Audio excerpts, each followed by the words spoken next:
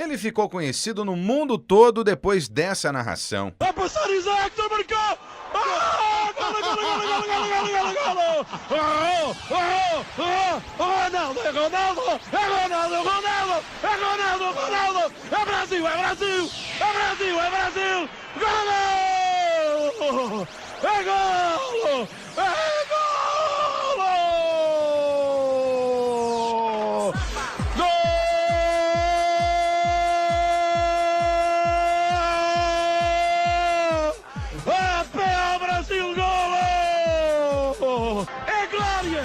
É vitória! É momento supremo!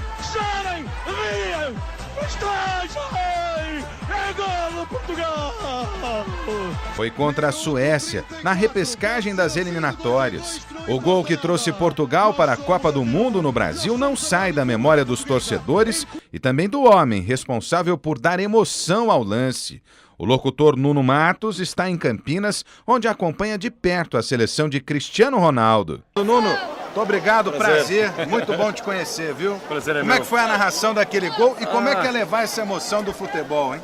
Levar a emoção do futebol, aliás o futebol é emoção, é paixão, é tudo isso. E as pessoas querem sentir que estão no relevado, que estão realmente ligadas ao jogo.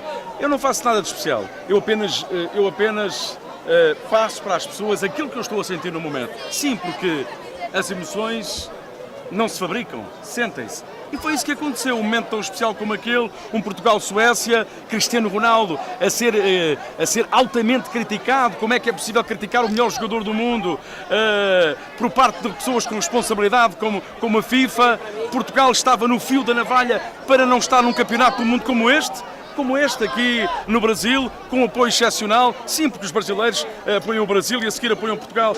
Portugal não podia falhar este campeonato do mundo.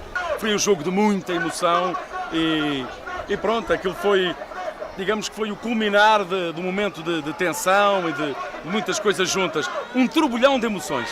E para a estreia de CR7 e companhia na segunda-feira contra a Alemanha, como seria o gol do melhor do mundo, hein, Nuno? Olha o Cristiano! Olha o Cristiano! Ele é o cara, remata, golo, golo, golo, golo, golo! Bandeirantes, valeu!